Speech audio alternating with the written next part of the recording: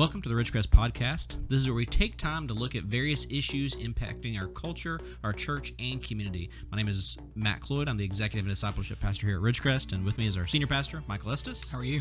Very well. Yourself? You did that like you've been doing it for years. Yeah. It's pretty awesome. It's impressive. Yeah, problem is everyone listening only gets to see the final takes, so they don't know how many times. It was good. Yeah. It's a good take.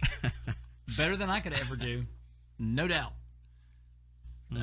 It's a good thing I don't introduce the show, because I would just ramble and say things, and everybody get through the introduction and be like, I don't know what the show's about. It's like, oh, well, that was good. Let's find something else. Let's turn on our next podcast. True crime. What I would do to the introduction would be a true crime. So you got a new mug, continuing your trend of bringing a different mug each week. I hadn't had a coffee out of this one in a while. This is the last full year that I taught at Germantown. One of the seniors got a coffee mug, and they were like, what am I going to do with the coffee mug? I don't drink coffee. And I was like, you can give it to me. Yeah. And they said, okay. So it's got the name of every senior on the back of it, and I can never, ever read this. That because is it is incredible.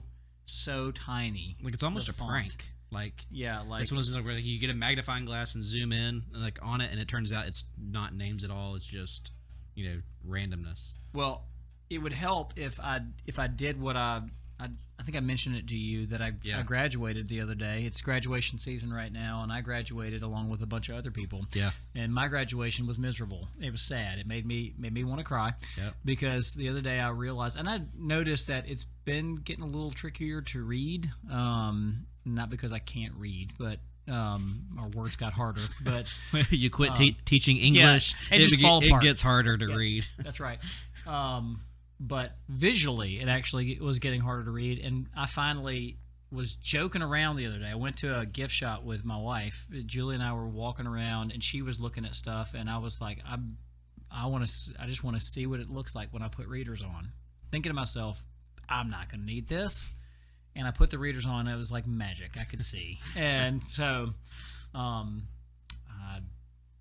only way I'd read those is with the readers, and even then it would be tricky. But this is the sad state of my life right now. I've graduated to readers, and I'm officially an old man. Yeah, I get it. I have some that I have to use if I'm working on the computer for long periods of time. It really strains my eyes, and so I got to put them on. And there was a podcast we did a year or two ago where I was like, wait a second, I can't read my notes.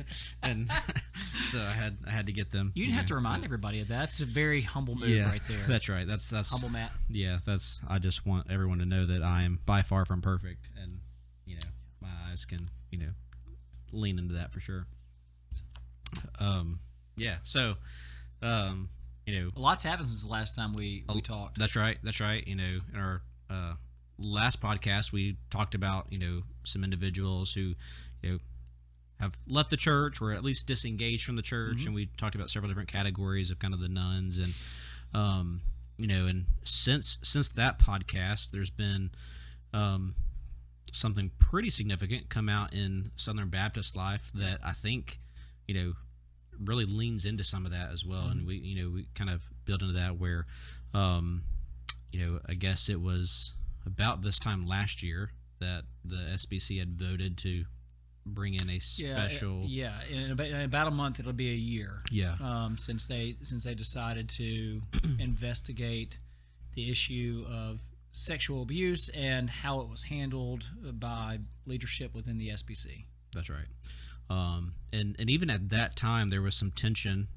We may have talked about it on a podcast back then. I don't remember, but there was some tension on what that looks like, and attorney-client privilege, and just a lot of things that it looked really ugly there for a bit as far as what was going to happen.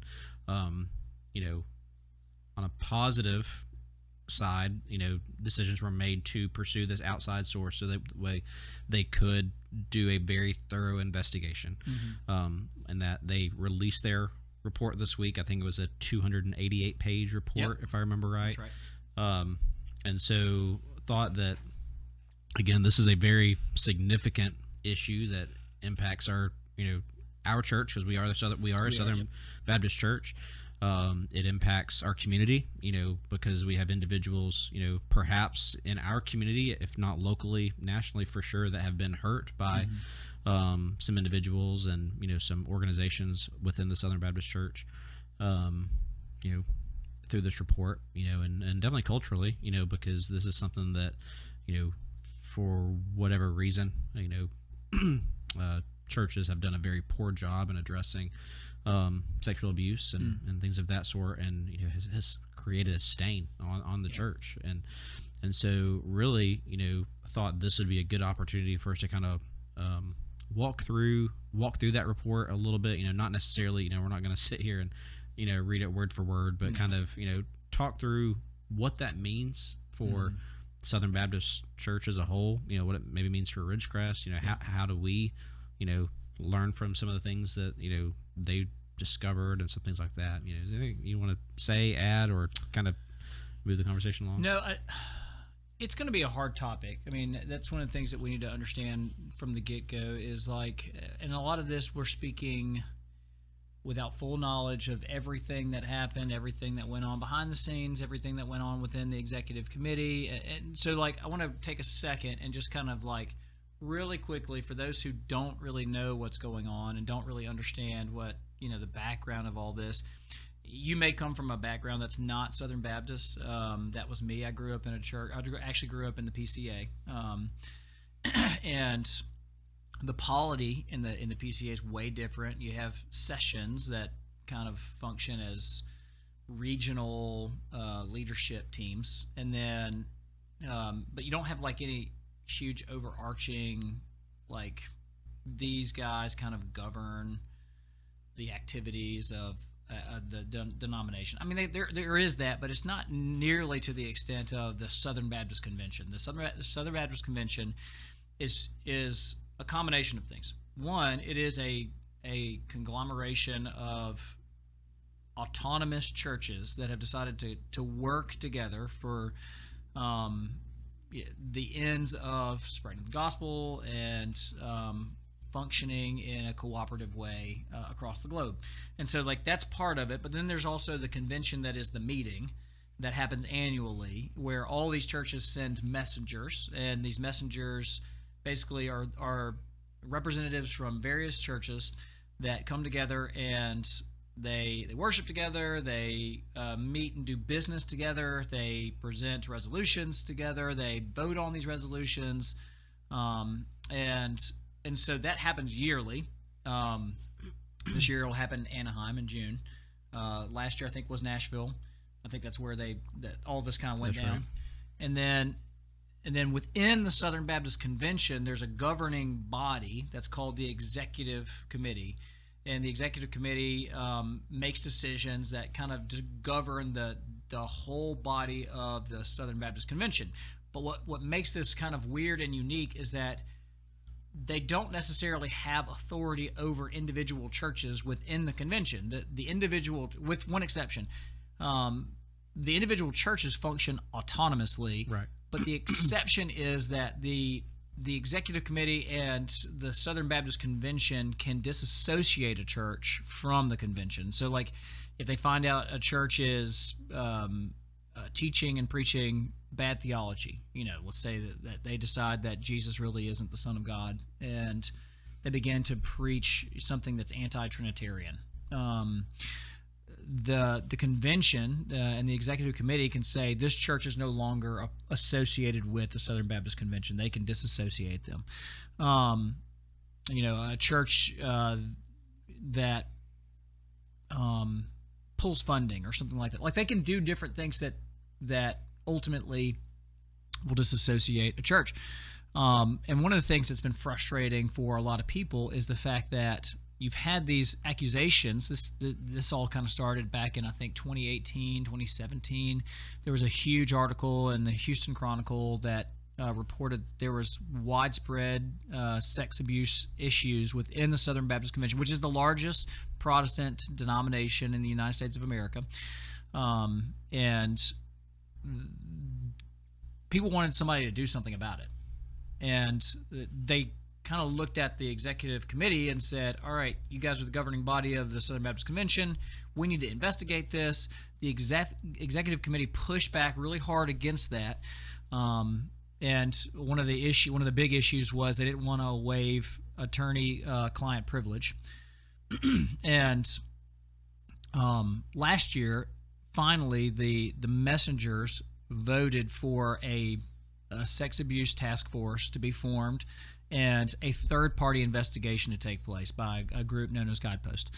Ultimately, what happens is they have the report come out just a couple of days ago, as of the recording of this podcast, and in the report there were detailed multiple issues within the executive committee where they worked really hard to stop people from coming out as far as their sexual abuse issues and the things that they had suffered as victims. They bullied people into silence. They is a very general term. I want to be careful about that. I'm not going to bring up specific names right now just because there's still a lot of unknown. Yeah. But some of the names have already generated some responses by some of the seminaries that are associated with the Southern Baptist Convention. Southeastern, the school that I went to, has already actually removed some names from buildings and decided that they're gonna take those names off those buildings and use a different name. And so there are steps already being taken. But ultimately, what they found out in this investigation is that the executive committee worked really hard to keep all of this from coming out because they knew that it was going to look really bad. And ultimately, their rationale for this was cloaked in this idea that if we want the work to continue, the work of the Great Commission to continue, then we can't let this come out. It'll stop that work from happening. And so they justify their behavior, trying to use what they believed was good justification to justify really bad behavior. Yeah. Yeah, and I think another aspect to that, from my understanding, is you also kind of you mentioned that the autonomous aspect of Southern Baptist churches to be able to kind of say, well, we can't really, as an executive committee, we can't really do anything because each local church, needs to handle it themselves, and but we'll keep this secret list of individuals that get reported. And that's problematic on a bunch of levels because if you can do something about somebody's theology, why can't you do something about somebody's morality? That's right. If you know somebody is actively an abuser, that's a reason to disassociate that church or at least use the governing power that you have for good means, or good ends. So they could go to that church and say, look, you're no longer going to be a Southern Baptist church unless you do something about this staff member. Yeah. And, leave it in the hands of that way the church retains its autonomy, but at the same time, there's something that's being done that's actively seeking the good of that church community. Yeah. So, where... Of course, you mentioned that you have the Southern Baptist Convention. It was about a little over a year ago, or a little less than a year ago now, that this meeting happened. They've got another one coming up in Anaheim, which I would imagine a lot of this will be discussed and covered. I had a pastor friend of mine who he was asking if I was going to attend, and told him it doesn't look like I'll be able to. But what does that look like? How do because we like as I mentioned at the beginning of the podcast, we are a Southern Baptist church, and that's who we are. Thankfully, at least as far as I know, we've not faced anything like this in the life of Ridgecrest. And if there has been that we're unaware of, then I would want to be aware of it so we could approach it in a very healthy way rather than trying to hide, cover up, or anything like that. So I guess what does that mean? Like what does this upcoming convention for someone who maybe doesn't even know they attend church. They know this church, they like what we do or whatever, and they don't really know about the behind the scenes convention aspect of it. What is the role of that? And like with these messengers, is it important to send individuals to that? What do you see as maybe like what do you want to see come out of this convention? Yeah. A couple of things. One, an acknowledgement of the fact that we were wrong. As a convention, we were wrong. I'm not going to say Ridgecrest was wrong. I mean, that may be the case, but ultimately, the convention was wrong in the way that it was handled. I would want to see an affirmation of the fact that we handled it poorly. I would want to see an acknowledgement of the victims and a time of repentance and lament for them and prayers on their behalf. Maybe a space for them to speak, even if it's not at the convention, though I think that would be healthy. We would create spaces for victims to be heard and to be taken seriously when they speak. I think individual churches' roles in that. If you can send messengers, then you should. And if you can't, then you should actively be paying attention to what's happening. Whether that's through people from other churches and you are communicating with them. I'm pretty sure there's an online option to pay attention to some of the more general assemblies and that sort of thing. So being a part of those if you can. And I would encourage our church members, if you're available during those times when those meetings are going on, pay attention to what's going on there. Because here's the kind of the nitty-gritty for us as a Southern Baptist church. One, this is national news. So there are people that are outside of Southern Baptist circles that know about this, and that because they know about this and they know that Ridgecrest is a Southern Baptist church, they're going to look at us and say, what do you think about this? Mm-hmm. So we need to know what's going on. And two, we need to realize that even if we haven't participated in sin individually, we are associated with it collectively. Mm-hmm. And because that's the case, we have to be really careful about who we associate with. And if there's a reforming, which there has to be, a reforming aspect that needs to happen within the Southern Baptist Convention, we need to be an active part of that and a healthy part of that. Yeah. We're not saying that we're changing. The mission hasn't changed. The methods of that mission aren't necessarily the things that need to change. I think some of the structures and those sort of things need to be corrected. I think there needs to be more transparency in leadership, and focus needs to be right. We need to focus on issues of justice and of reconciliation, and less on issues that are more legalistic, more not primary gospel related issues. And there's throughout my time as a Southern Baptist, this is one of the things that took me a while to learn, because I didn't really understand the convention until I went to seminary, because I didn't grow up in that background. I started attending a Southern Baptist church when I was in college, and I learned a lot about kind of the way Southern Baptist churches worked. But the convention I understood much better once I went to seminary, and there was always a part of me that looked at some of the things that we made resolutions about that seemed to miss the big picture and miss the point of what we're here for. And I think that a renewed focus and a renewed emphasis on the gospel and its implications for everyday life and the way we treat one another and the way we are reconciled to one another, and the empowerment it gives to individuals that have experienced the grace of God. I think those things are things that have to be the focus, and what that means is we need to clean out the things that are not good, so that we can make room for the things that are good. Yeah.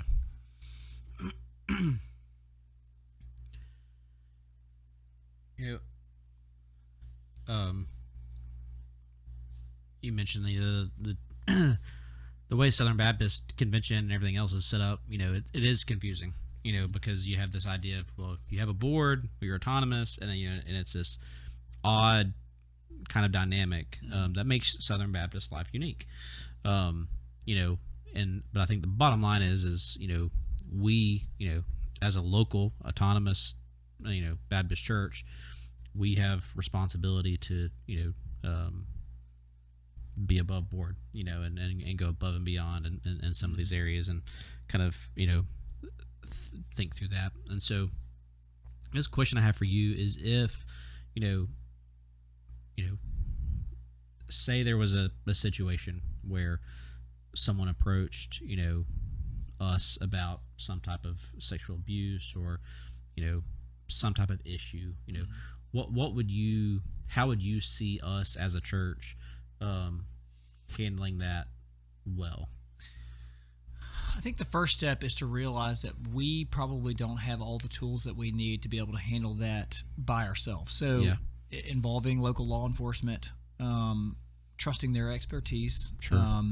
I think we should start with believing the one who is doing the accusing, as opposed to the one who's been accused. Like we kind of take almost like an American law viewpoint of situations like that, where you're guilty, you're innocent until proven guilty. Mm-hmm. And what that does is it puts the abused person on the defense immediately, and they're trying to do everything they can to show that it's real. And that's a really tough place for an abused person. I've never, again, I'll be really honest, I've never been abused. I've never experienced that. I don't know what that's like. I don't understand the power dynamics of that. But I think it's important that we empower people that have experienced these sorts of things to be able to come forward and share those sorts of things, so that we can deal with the problem that exists, and not try to pretend like, because that's not a denial of God's grace, and in believing the person that's been abused or is accusing abuse, and at the same time working with our local law enforcement to figure out what's actually happened, because there's still the opportunity to experience God's forgiveness and grace in that. Like, the abuser can realize that they've done wrong, and we can extend forgiveness. That doesn't mean that we need to keep them in a place of power. It doesn't mean that we can let them go quietly and we'll push this. That's how we'll handle it. We'll just let them go quietly, and nothing else will come of it. I think that there's, that's one of those situations where, especially if there's sexual abuse, and there are things that are disqualifying for ministry.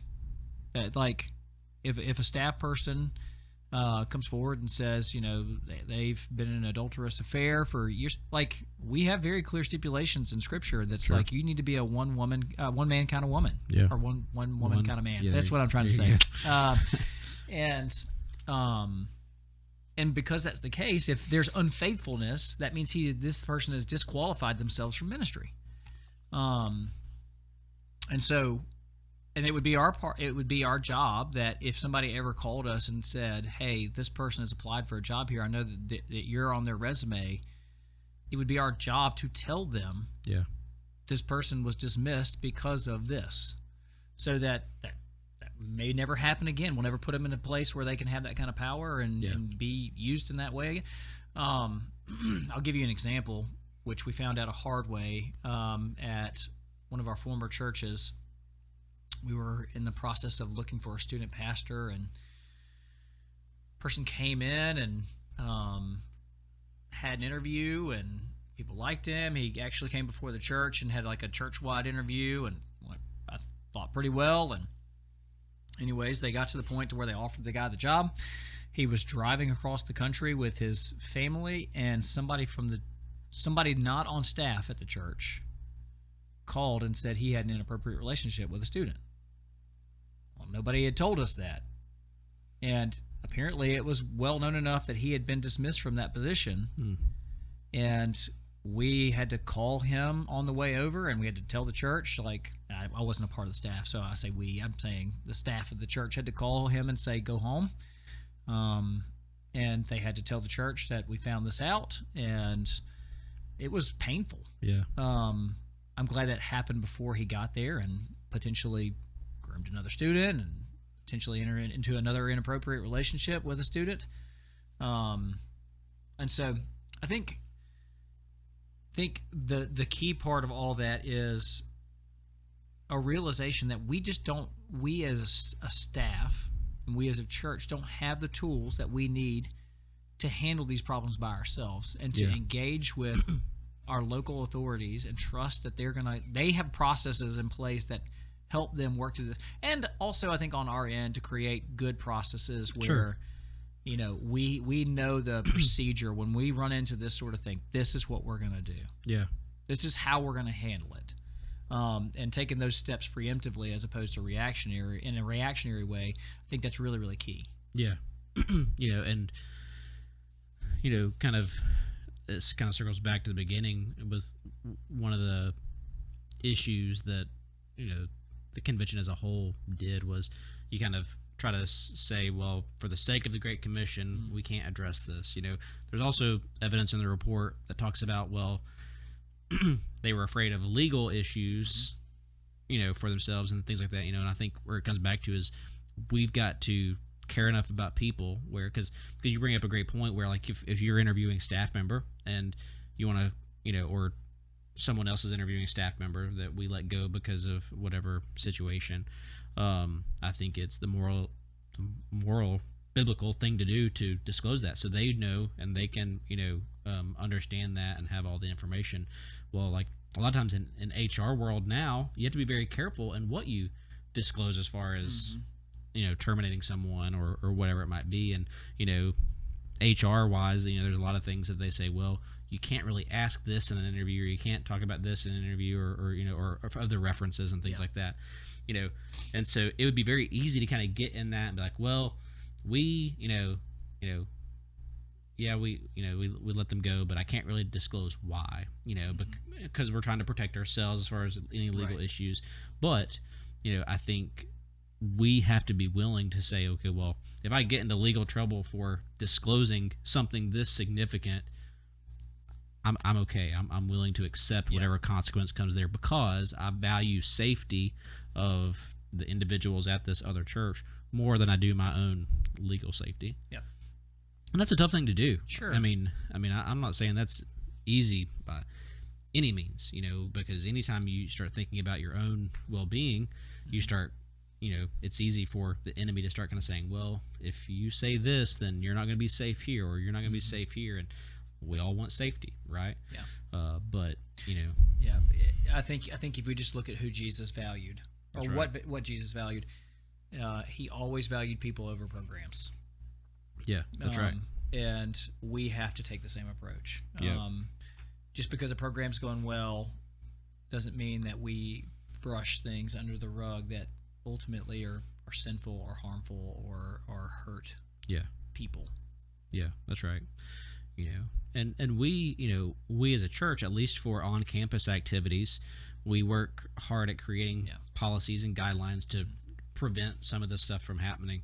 With background checks, we do have a specific child protection guidelines for children in preschool ministries and some things like that, and continuing to work on them and continuing to try to make them better to better protect the kids and families. Well, it's one of the things that we talked about a lot when we talked about updating our children's space. Yeah. Where we currently have children's space, which we don't use anymore, it was not a very secure or safe location. Right.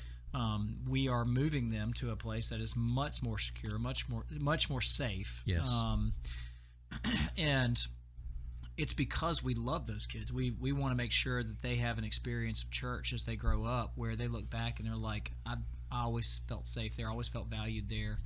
And there's no time where they look back and their childhood and their spiritual walk with Jesus was ruined because an individual, because we were careless and an individual, got through that, did that to them, right. that ruined them. Because I would feel as a leader at this church, I would feel responsible for not doing everything I could to protect those little ones. Sure. And so, and even, in student ministry, that's the case, because they're, we're talking about people that aren't fully developed emotional, spiritual beings, and right. they have, a lot to still grow into, and we want to make sure we put them in a place that allows them to flourish and at the same time be safe and secure. Yeah. And another aspect that we do just for our staff, it's actually this summer into the fall we'll be having all our staff do it again, but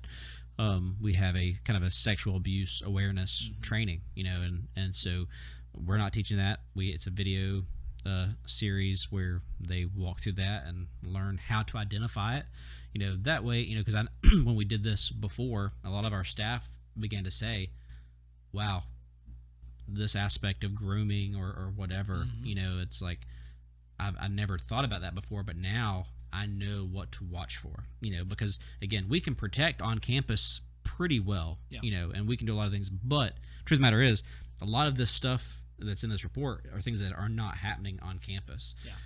But if we can train our staff, train our volunteers, train everyone for that matter to know what to look for, it at least creates a better platform to be able to say, I saw something here that just did not seem right, and now you can go that next step to, figure out what other, steps or authorities or whatever might need to be investigated. And it may be awkward at times, but that awkwardness is totally worth the safety and security of that young person, or and that's another thing that I think is important to realize. Like, sexual abuse does not just affect children and young students or anything like that. That's right. Like, a person in a place of authority can use that authority to abuse people in their congregation that are their age or older. I mean, like, it would not be hard for them to use that power for their own benefit. Yeah. And so, ultimately God has given us power for the benefit of other people. Yeah, that's right. Like, that's what we have to realize as church leaders and people in places of authority. That is not for our benefit. It is for the benefit of God's people. It is for the benefit of our community. So that's the way Jesus used power. Jesus said that I have come not to be served, but to serve. And we have to take the same mindset when it comes to when God's given us power. How are we using that? And the lure is in our culture is to use power for our own benefit. Yeah. And to believe that we can get away with it. And unfortunately, in some cases, like because of the fact there's fear involved in all that, people get away with it sometimes. Yeah. And we want to do everything that we can to prevent that. That's right. From my understanding, I think the executive committee of the Southern Baptist Convention is supposed to be getting together, I think, Tuesday. I don't know what date that is. June 1st, maybe. Yeah, that would be June 1st. Is that June 1st? I believe they're supposed to be getting together Tuesday, June 1st to discuss it as a committee, to discuss the report. And then you've got the executive, it is 31st, Tuesday the 31st. So they'll discuss the report there, and I would imagine prepare for whatever they're going to say at the convention, which is coming up in June. Yeah. Middle of June, right? Mm-hmm. Yep. Like 13, 14, 15, something around those lines. So, I guess, first and foremost, I would encourage everyone who's listening, watching the podcast to be in prayer for all of those things that's coming, going on. Make sure that, God is right in the middle of those conversations, leading that executive committee, leading all the messengers that are there to make sure the Southern Baptist Convention takes necessary steps to repent where we have, where we need to repent. And, repentance involves turning to something, right? Right. And so turning towards the future and being able to say, what are we going to do to prevent anything like this from ever happening again? And so that's kind of, where this stuff is heading. You mentioned at the beginning, we don't know all the answers right now, but I do think it was good for us just to kind of talk through it and, at least make some individuals aware of some of the stuff that's going on behind the scenes of Southern Baptist Convention that aren't in that every day. But that kind of gives us a place to move forward, because I know, for us and Ridgecrest, we want to be a place that is safe for everyone, creating a welcoming environment where an individual, whether they, whatever past hurt they have experienced, they can come to Ridgecrest, experience the grace of God, and be able to truly grow in that relationship with Him. And we want to do everything we can to create the safest environment possible for that. And we want to be quick to address any issues that would infringe on that safety. And so be in prayer for us as a church, the convention as a whole, over the next several weeks. And as Michael encouraged earlier, take some time to watch some of those meetings and things that go on at the convention if you're unable to fly out to Anaheim, but if you are, good for you. Like, absolutely, well done. I'd drop everything and go out to Anaheim for a couple days. Yeah, absolutely. And so be mindful, be on watch, be aware of some of those things. If you have questions or want to continue this conversation or discuss some things that maybe we didn't even touch on, reach out to us. Let us know that. We'd be happy to continue to walk through some of this and continue to watch, so we learn more information as the future weeks come and go. And so, as always, we appreciate you listening. We hope you have a great week, and we'll see you next time.